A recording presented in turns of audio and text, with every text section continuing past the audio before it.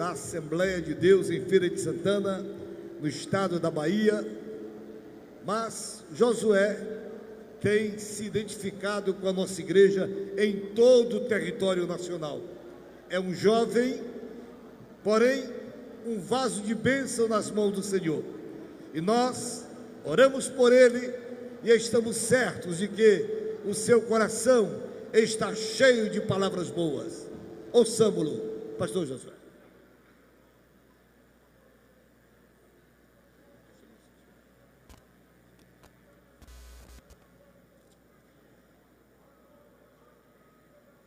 Aleluia.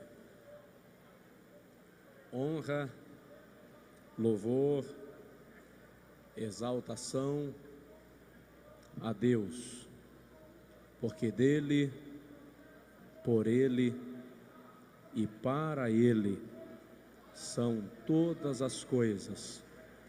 Glória, pois, a ele eternamente. Amém. Podem assentar-se, amados, por gentileza. Muito obrigado. Eu gostaria de, nesta noite, saudar pastor José Wellington Bezerra da Costa, pastor presidente do Ministério Belém, da nossa convenção, sua mãe digna companheira, nossa irmã Wanda Freire. Gostaria de saudar nesta noite pastor José Wellington Costa Júnior, vice-presidente deste ministério, e os pastores que compõem a diretoria do Ministério do Belém. Gostaria de saudar nesta noite pastor Joel Freire, presidente da Convenção da Assembleia de Deus de Língua Portuguesa nos Estados Unidos da América, companheiro, prazer revê-lo. Pastor Leles, líder da mocidade do Ministério, evangelista Davi, e a diretoria da UMADEB. Quero nesta noite saudar todos os congressistas e esta amada igreja com a graça e a paz do Senhor Jesus. Vos saúdo com a graça e a paz do Senhor Jesus. Graças a Deus que nos dá a vitória por intermédio do nosso Senhor e Salvador Jesus Cristo. E nesta oportunidade o privilégio de estarmos em sua presença para juntos prestarmos-lhe culto de louvor em ações de graças ao seu nome, que está acima de todo nome no céu e na terra.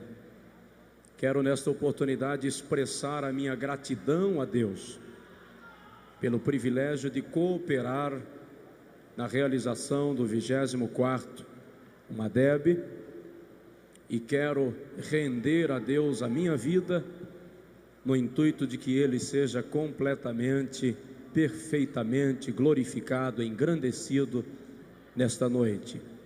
Agradecer ao pastor José Wellington Bezerra da Costa, presidente do Ministério, por nos receber, pelo convite, muito obrigado. E ao pastor Leles, líder da mocidade, que esteve em contato conosco, formalizando o convite, a nossa gratidão. Que Deus continue abençoando a esta igreja, a este próspero ministério. E este congresso que começa hoje será um derramar da presença de Deus de maneira gloriosa na vida do seu povo. Antes de fazer menção da leitura da palavra de Deus, eu gostaria de pedir aos irmãos que intercedam por nós, pela minha vida, pela minha esposa Sandra, pelo nosso Gesiel, para que Deus, em sua grandeza e misericórdia, continue nos guardando, nos conduzindo e sendo glorificado em nós, acima de tudo, porque Ele é digno de louvor e exaltação para sempre. Agora, por favor, abra outra vez a sua Bíblia, Evangelho de Jesus Cristo, segundo escreveu-nos Lucas, capítulo de número 14, texto que dá tema a este congresso. Evangelho segundo Lucas, capítulo 14. Eu gostaria de expressar o meu desejo de poder estar com os irmãos ao longo de todo este congresso. Entretanto, quando recebi este honroso convite, eu havia assumido um compromisso com o pastor Nelson Ludenberg, lá em Cacoal, presidente da convenção em Rondônia. Quando telefonei para ele pedindo que ele me liberasse, ele me expressou que o evento já estava divulgado em Rondônia e que por isso gostaria que eu estivesse lá. Daí estar aqui esta noite e não poder participar da conclusão do congresso, mas eu quero deixar aqui a minha gratidão. Muito obrigado, Deus abençoe. Lucas capítulo 14, versículo 22. Diz assim a palavra do Senhor: depois lhe disse o servo: Senhor, feito está como mandaste, e ainda há lugar. Senhor, feito está como mandaste, e ainda há lugar.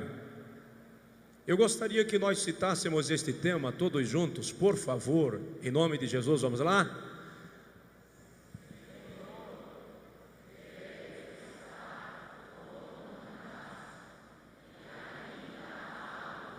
Só mais uma vez, por gentileza.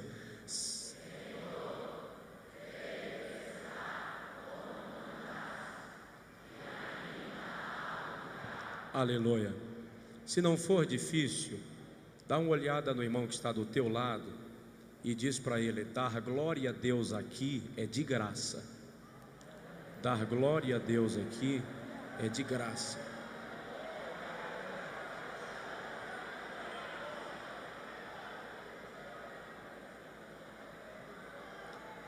Amados, eu gostaria de nesta noite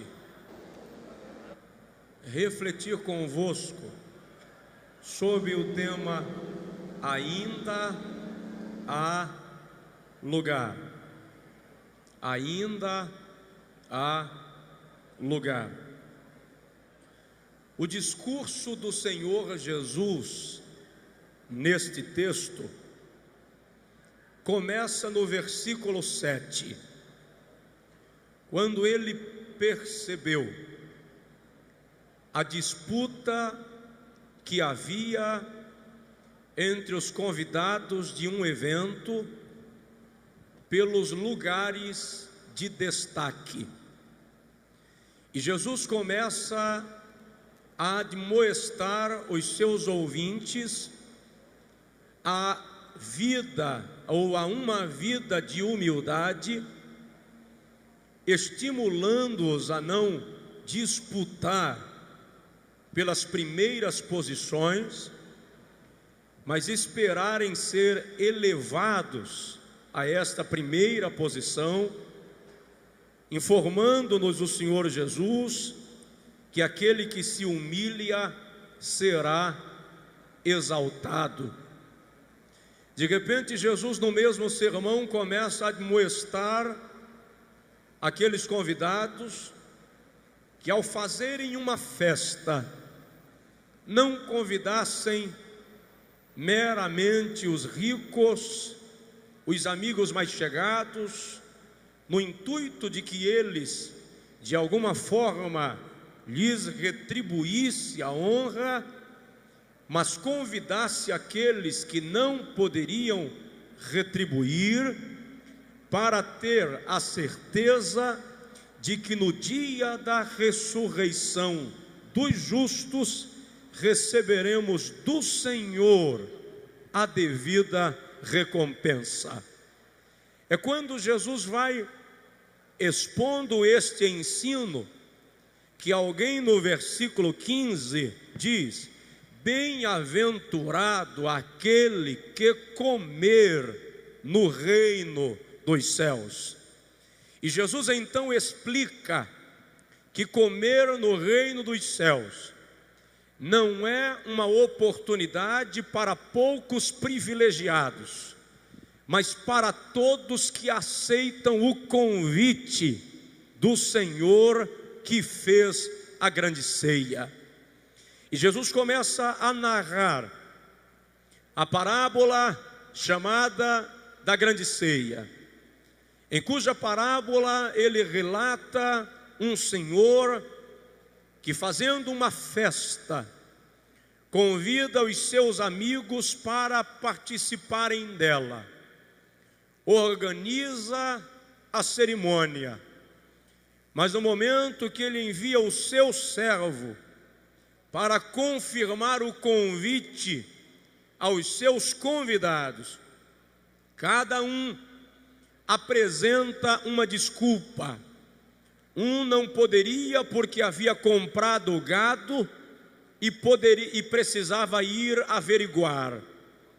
O outro não compareceria porque havia casado e não queria afastar-se do momento inicial do casamento.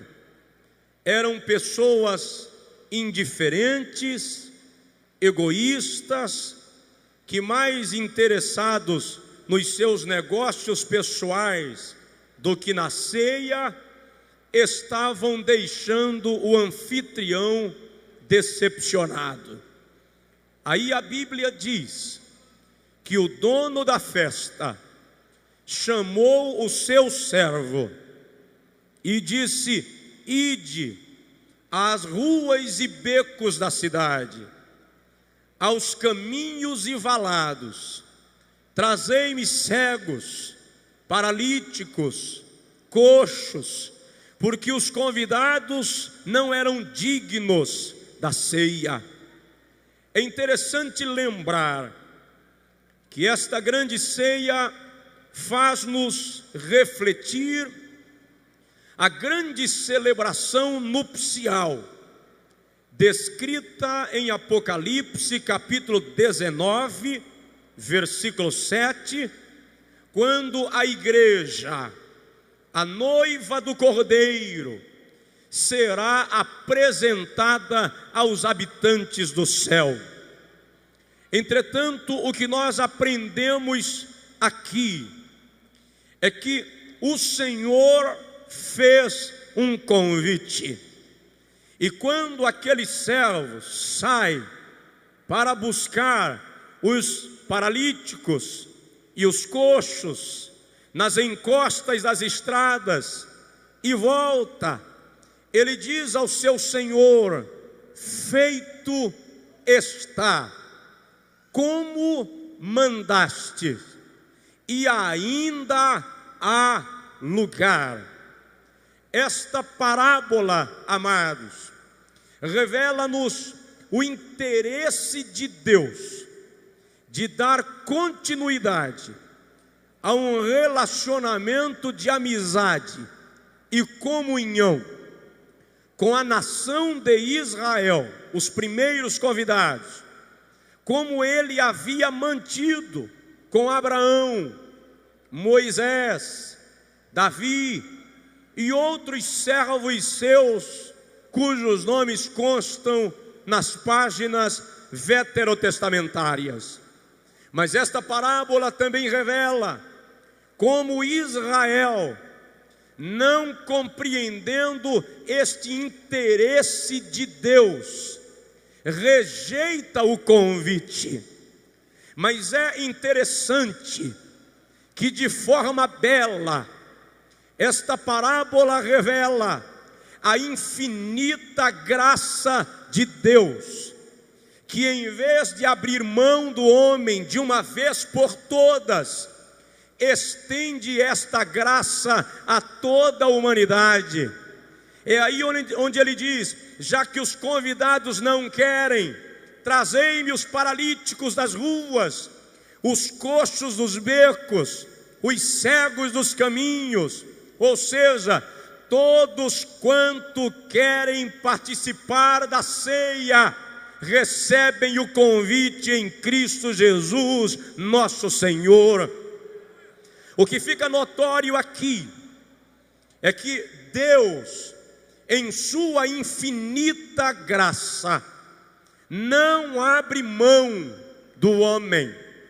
O apóstolo Paulo, quando escreveu a sua epístola aos Romanos, no capítulo 5, versículo 20, disse que onde abundou o pecado, superabundou a graça.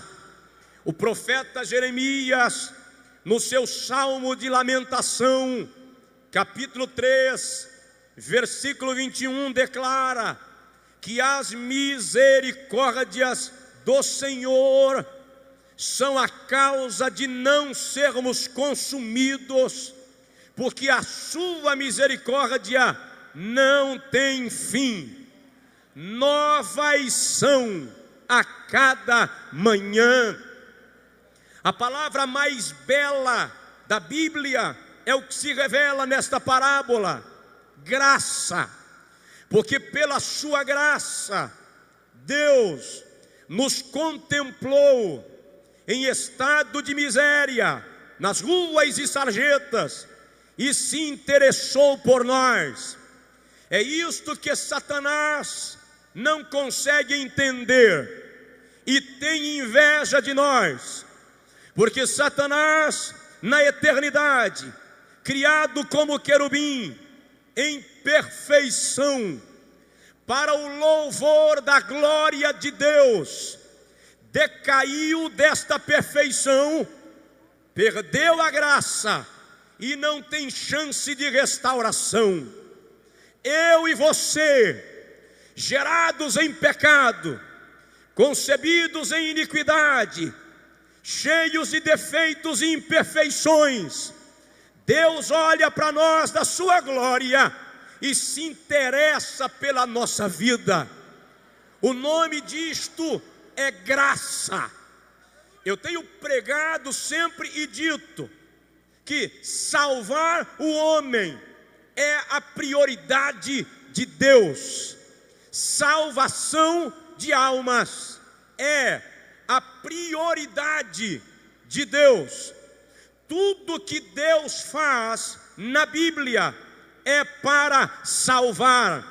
E devo dizer, sou pentecostal, gosto de ver Jesus batizar com o Espírito Santo, amo ver paralítico andar, acho extraordinário mudo falar em línguas, mas Jesus não morreu para curar enfermos, Ele curou antes de morrer. Jesus morreu para salvar pecadores, que é o projeto de Deus. E isso é tão sério e tão perfeitamente revelado na Bíblia, que eu imagino que quando Jesus chegou ao céu, na sua ascensão, Ele fez uma reunião com os anjos e disse: olha, quando eu curar um paralítico lá embaixo, pode deixar que a minha igreja me adora. Quando eu ressuscitar um morto lá embaixo, pode deixar que a minha igreja me glorifica. Mas quando eu salvar uma alma lá, vocês não fiquem calados aqui em cima. E a Bíblia diz que a festa no céu por um pecador que se arrepende, aleluia, ainda há lugar onde, em primeiro lugar, ainda há lugar no coração do Pai, no coração de Deus, ainda há lugar para você.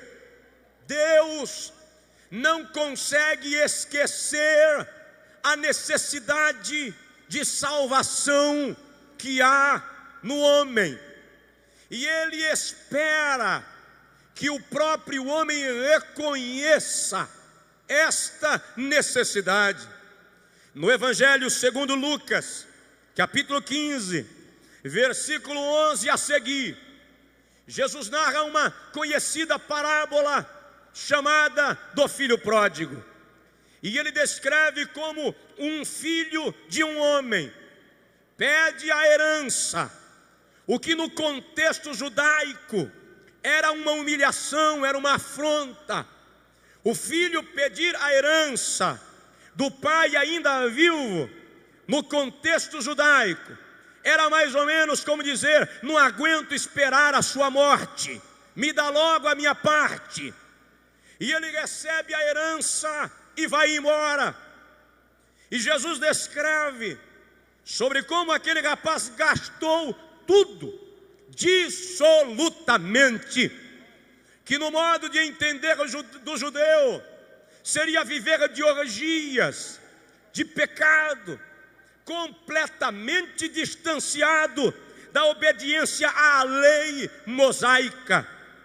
Mas quando ele acaba com seus bens e entra numa crise financeira e perde os amigos e vai trabalhar com porcos, o que para o hebreu era a maior das humilhações a que o judeu poderia ser submetido, e deseja comer da comida dos porcos, ele para, repensa e diz: quantos jornaleiros na casa de meu pai têm abundância de pão e eu pereço de fome. E aquele jovem ensaia um discurso para convencer o seu pai de recebê-lo. E ele diz: eu vou chegar lá e vou dizer: pai, pequei contra o céu perante ti, não sou digno de ser teu filho, me recebe como jornaleiro. Ele programa o discurso e volta para casa. Mas o texto revela, e eu acho extraordinário isso, a Bíblia diz que o pai o viu de longe. É como se o coração do velho pai aguardasse o retorno do moço. É como se o coração do velho pai palpitasse com a chegada do seu filho. E quando ele o vê, a Bíblia não diz que o jovem correu ao encontro do pai. A Bíblia diz que o pai correu ao encontro do jovem, lançou-se-lhe ao pescoço e o beijou, num sinônimo de amor. E ele ajoelha e diz: pai, o discurso: pequei contra o céu perante ti, não sou digno de ser filho, me recebe como jornaleiro. Eu acho interessante que o pai não responde. Ele não diz: levanta e entra, não. Ele não diz: vem cá, filho, eu estava com saudade. Ele chama o empregado e diz: trazei sandálias. O jovem entendeu. O jornaleiro, o escravo, não usava sandália. Quem usava sandália era o filho. Quando o velho pai disse: trazei sandálias, o jovem entendeu que o pai estava dizendo: eu não te quero como escravo, eu te recebo como filho. De repente, já calçado, sou filho, é bom demais. O pai diz ao outro servo: agora traz anel. Por que o anel? Porque quando a herança era dada, o anel era tirado. Ele não tinha mais direito à herança. Quando o velho pai diz: trazei anel, o jovem entendeu. O pai estava dizendo: eu devolvo a herança que você perdeu, porque ainda há lugar.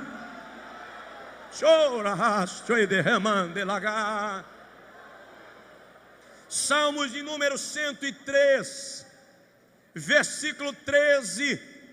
O salmista diz: como um pai que se compadece do seu filho, assim o Senhor se compadece daqueles que o temem. Malaquias capítulo 3, versículo 17, o Senhor diz: naquele dia pouparei os que são fiéis, assim como um pai poupa ao seu filho que o serve. Ainda há lugar no coração do Pai. Você desanimou da graça, esfriou na fé, desistiu de continuar, mas o coração do Pai continua aberto para a tua vida. Eu tenho um filho de 8 anos, cerca de 3 anos e meio atrás. Eu cheguei em casa de viagem, ainda estava tirando as malas do carro, e o meu menino chegou com a palma na mão estendida e disse: papai, eu sei que mereço ser castigado, pode bater. Eu perguntei para ele: o que você andou fazendo? Você não deixa nem eu chegar em casa. Ele disse: não, eu sei que a minha mãe vai falar, não tem jeito, então eu já estou aqui admitindo, eu errei. E eu perguntei para ele: o que você fez? Vamos entrar. E entrei, abracei, beijei. De repente ele disse para minha esposa: fala, mãe. E ela disse: não, fala você. E ele disse: papai, eu peguei os teus livros e joguei todos no chão para brincar, e eu sei que o senhor não vai gostar. Eu falei com ele: vamos arrumar os livros. A questão é a seguinte: quando um filho reconhece o erro, ele aciona a complacência paternal. Quando você reconhece que falhou, o coração de Deus se abre para você. Oh, aleluia! E Ele libera seu perdão sobre a tua vida. Há lugar no coração do Pai. Em segundo lugar, ainda há lugar nos braços do Pai. Deus quer te carregar no colo, Ele quer te cuidar com carinho. É interessante Lamentações 3:21, porque Jeremias diz: as misericórdias do Senhor são as causas de não sermos consumidos. No original, Jeremias não repete a palavra misericórdia. Ele não diz porque as suas misericórdias não têm fim. No original a expressão é: porque o seu carinho não tem fim. Deus tem carinho pelos seus filhos. Ele tem carinho por nós. No Evangelho segundo Lucas, capítulo 15, versículos 3 a 7, Jesus narra outra parábola da ovelha perdida. E ele diz de um pastor que percebeu a falta de uma ovelha. Em meio às suas 100, apenas 99 estavam lá. E ele deixou as 99 no aprisco e saiu montes e valados em busca da sua ovelha. E o texto diz que quando ele encontrou a ovelha, ele a tomou nos braços e a trouxe de volta para o seu lugar. Ah, como Deus está interessado em nos carregar no colo, como Deus está interessado em nos proteger, como Deus está interessado em afagar a nossa alma, porque ainda há lugar nos seus braços. Ele tem um tamanho interesse de tomar o teu coração, confortar a tua alma e te fazer marchar em vitória dia após dia. Eu lembro agora que esses dias eu estava em Brasília compartilhando da palavra de Deus com uma igreja naquela cidade. Depois do culto, um pastor me telefonou e disse: Josué, tem um pastor de São Paulo aqui comigo e ele gostaria de orar por você, vem aqui. Eu disse: pastor, estou longe, pede para ele orar pelo telefone. E ele disse: vem cá, rapaz, eu gostaria de rever você. E eu fui lá, e quando cheguei, enquanto o pastor orava, ele olhou para mim e disse: olha, o Senhor me disse que está desfazendo uma investida do inimigo contra a vida do teu filho, para tirar-lhe a vida, e você vai ver o livramento. Se ele tivesse dito apenas que Deus estava desfazendo a armadilha, eu teria ficado tranquilo. Mas quando ele disse, você vai ver, eu entrei em crise. Comecei a me perguntar o que vai acontecer, Senhor. E eu comecei a me preparar. Quando eu cheguei em casa na segunda-feira, ajoelhei-me, orei com a minha esposa e com o nosso filho, e pedi a Deus que o sangue de Cristo estivesse sobre nós. Terça-feira à noite, eu estava folheando a Bíblia 6 horas para ir ao culto de doutrina da igreja. E o meu filho disse, pai, eu vou dar uma última pedalada. Quando ele saiu de casa, ele disse, pai, vem cá, tem uma cobra aqui. Mas ele falou tão tranquilo, que eu não levantei do lugar. E ele insistiu e disse, meu pai, tem uma cobra coral aqui. E quando eu levantei correndo e cheguei lá, havia uma cobra coral enrolada no pneu da bicicleta do menino. Certamente quando ele pedalasse, a cobra o feriria, mas Deus tem lugar para nós no seu colo. Ele cuida de nós. Se você puder, dá um toquezinho no vizinho e diz para ele, Deus cuida de você. Pedro estava preso. Atos capítulo 12, a Bíblia diz que Herodes já havia matado a Tiago, e disse a Pedro, eu te mato depois da Páscoa. Mas Pedro deitou e dormiu. De repente um anjo do Senhor aparece, e diz assim, levanta Pedro. E Pedro acorda, meio atônito, e o anjo diz, vem comigo. E Pedro vai saindo, mas o anjo diz, calma Pedro, calça a sandália. Eu acho lindo isso aqui, porque mais importante do que calçar sandália para Pedro, era sair da prisão. Mas quando eu vejo Deus dizendo, calça a sandália, eu vejo o Senhor dizendo assim, eu estou cuidando dos mínimos detalhes para você. Quando Pedro calçou a sandália correndo e foi saindo, o anjo disse, calma Pedro, coloca a capa, como se dissesse, está frio lá fora, há lugar nos braços do Pai, aleluia, aleluias, glória a Jesus. Eu não vou demorar, mas gostaria de em penúltimo lugar dizer-lhe, que há lugar, ainda há lugar, na presença de Deus. Há lugar para quem quer sentir a presença do Senhor. Há lugar para quem quer experimentar o poder de Deus na sua vida. Há algo que sinceramente me preocupa nesses dias da igreja. Os irmãos lembram que em Êxodo 29, quando Moisés desceu do monte, a Bíblia diz que ele teve que colocar um véu diante da face, por causa da glória do Senhor. Ninguém conseguia contemplar a fisionomia de Moisés. Entretanto, na segunda epístola aos Coríntios, capítulo 3, versículo 13, Paulo diz que chegou um momento que Moisés estava usando o véu, não mais por causa da presença da glória, mas por causa da ausência da glória. Paulo diz que Moisés percebeu que a glória estava indo embora, e ele ficou com medo que o povo não lhe atendesse mais, porque a glória se esvaía.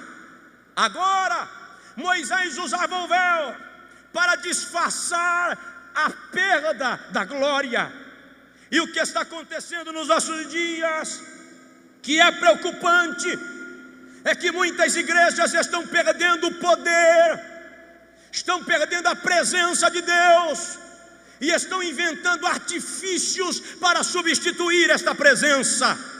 Só que eu e você sabemos que o nosso coração não se contenta com véu, o nosso coração se contenta com glória. É isso que a nossa alma quer. É por isso que não podemos sair da presença do Senhor. Salmos de número 84, o salmista diz: quão amáveis são os teus tabernáculos, Senhor dos exércitos. A minha alma tem sede e desfalece pelos teus átrios. O pardal encontrou casa, e a andorinha ninho para si, e eu encontrei teus altares, Senhor Deus meu. No versículo 11 ele diz: mais vale um dia nos teus átrios do que 1000 em qualquer outra parte. Eu lembro agora do dia que Jacó fugiu de Esaú, em Gênesis 28. E Jacó, já no entardecer, arruma uma pedra, transforma em travesseiro e vai dormir. Só que em meio ao sono, Jacó viu uma porta se abrir no céu, e uma escada desce de lá, e anjos começam a descer e a subir da presença de Deus. Jacó acorda e ele diz: Deus está neste lugar, e eu não sabia.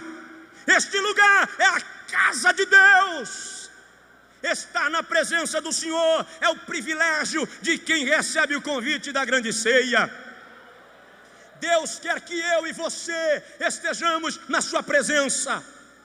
Deus quer que a sua vontade prevaleça em nossa vida. Tu não estás aqui por acaso. Eu tenho dito que Deus não brinca de roleta russa. Você não é fruto do acaso. Chegastes até aqui porque Deus estabeleceu um propósito para a tua vida, e esse propósito vai se concretizar. Pastor Joel, ano de 1992, acredito que o senhor, pastor Hélito Júnior devem lembrar. O Ministério do Belém fez um evento no ginásio do Ibirapuera.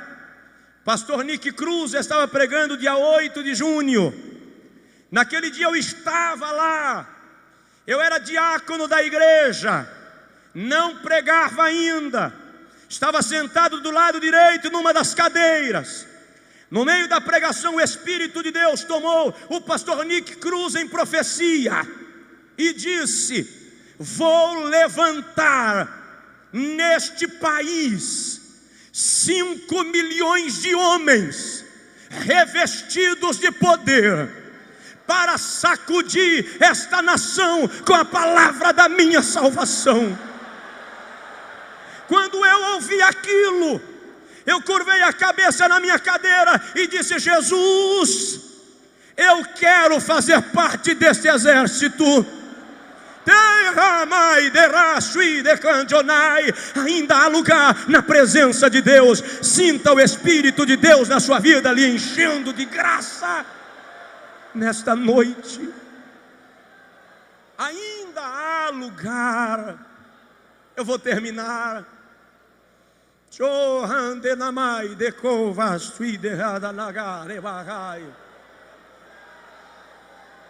Aleluia.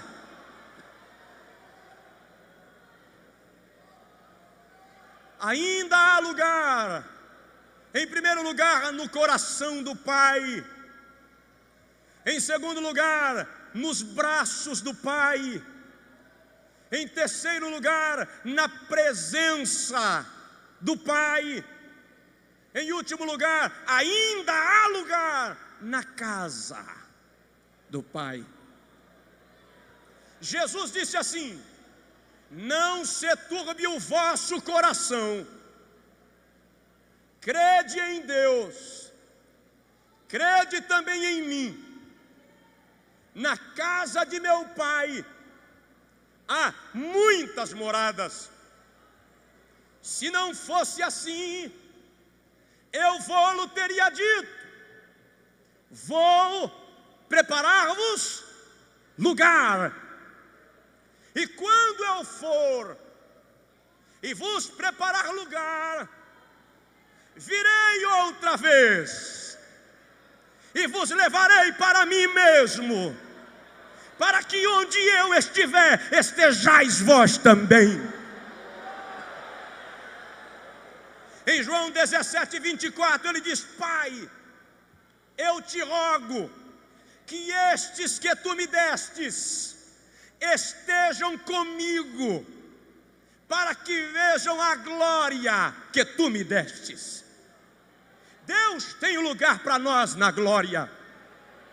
Salmo 23, 5, o salmista diz: preparais uma mesa perante mim, na presença dos meus inimigos, unges a minha cabeça com óleo, e o meu cálice transborda.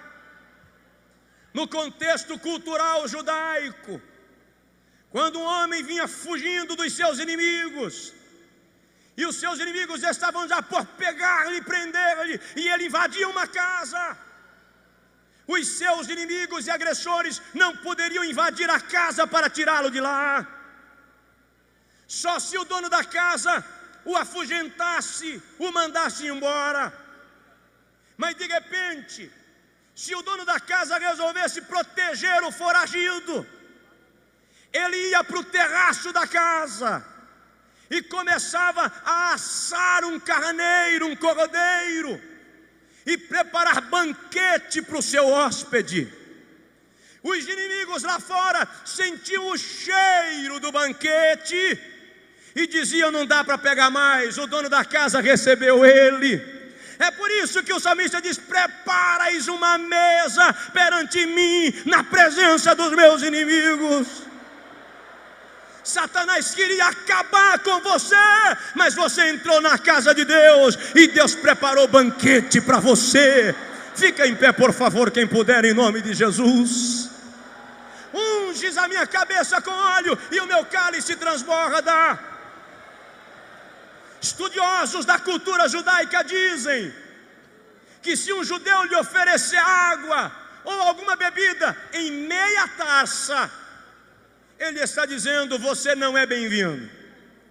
Mas quando ele quer que você permaneça, ele enche a taça até transbordar. Por isso o salmista diz: o meu cálice transborda. Certamente que a bondade e a misericórdia do Senhor me seguirão todos os dias, e habitarei na casa do Senhor por longos dias. Há lugar na casa do Pai, há lugar para você na casa do Senhor. Vai chegar o dia que a trombeta vai tocar. Jesus está voltando, e quem aceitou o convite da grande ceia estará com Ele. Eu já ouvi alguém dizendo que teve uma visão que o pai levantou do trono e disse: vai buscar a igreja, filho. E o filho disse: ainda não, pai, aguenta. Os irmãos desculpam a ignorância do pregador, mas eu não consigo concordar assim. A Bíblia diz que há um tempo estabelecido pelo propósito de Deus, e quando este tempo se cumprir, eu creio que o pai vai olhar nos olhos do filho, e eles vão dizer um ao outro: é hora de buscar a igreja.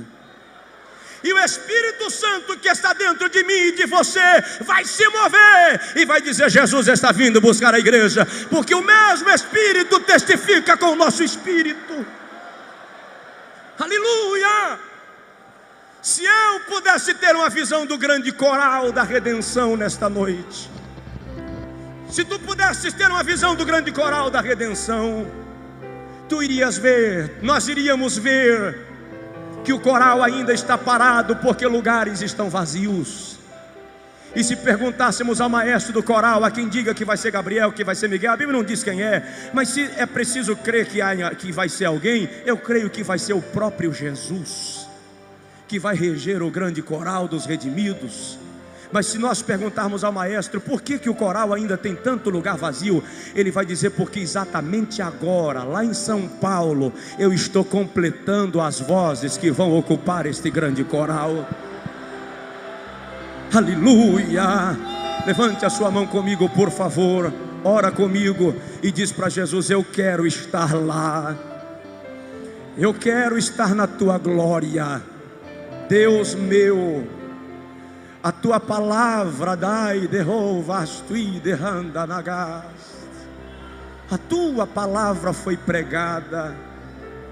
O que eu te peço agora é a evidência desta palavra na vida dos teus filhos. Evidencia esta palavra com renovação espiritual. Evidencia esta palavra com quebrantamento, com renovação, com revestimento, com alegria.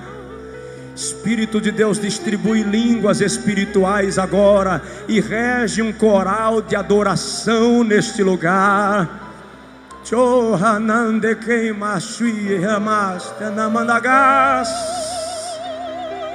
Adore a Deus, adore a Deus. Cante com o ministério de louvor. Digno tu és. Digno tu és. Oh, dá liberdade ao Espírito de Deus alegrar tua alma. Ainda há lugar. Oh, aleluia. Deus está neste lugar e nós já sabíamos.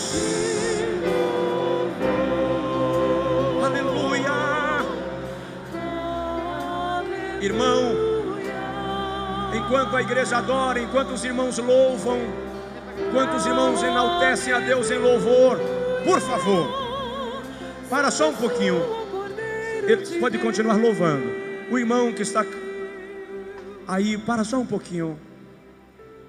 Veja a pessoa que está do seu lado. Pode tocar, amado. Veja a pessoa que está do seu lado, na arquibancada, aqui na quadra. Veja se é um amigo, se é uma amiga que nos visita. Coloque a mão no ombro dessa pessoa agora e convida ele, convida ela para sair do seu lugar e vir à frente, receber a oração, entregando a Jesus a sua vida, rendendo a Jesus o seu coração, e vem com ele, vem com ela, por favor. Convide a pessoa do seu lado agora e vem com ele, vem com ela. Venha, venha em nome de Jesus.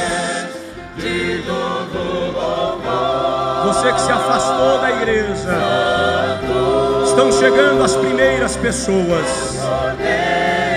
Deus abençoe. Venha. Venha. Deus não abre mão da tua vida. Das arquibancadas, por favor, veja se do seu lado tem alguém que precisa se render a Deus. Convida ele, convida ela e vem com essa pessoa. Vem com essa pessoa. Olha quantas vidas estão chegando. Salvação é prioridade de Deus. Digno tu és, digno tu és de todo louvor. Entrega a tua vida, Jesus.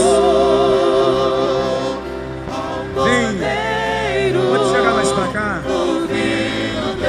Entrega o teu coração a Jesus. Ainda há lugar. Nas arquibancadas, se estiver descendo alguém, eu peço, irmão, que acena com a mão assim e nos avisa. Se das arquibancadas estiver descendo alguém, algum irmão conduzindo uma pessoa, acena assim com a mão e nos avisa, por favor. Nós estamos aguardando pela tua vida, moça, rapaz, senhor, senhora, ainda há lugar. Deus quer a tua vida. Deus faz questão pela sua vida. Deus não abre mão de você, do senhor, da senhora.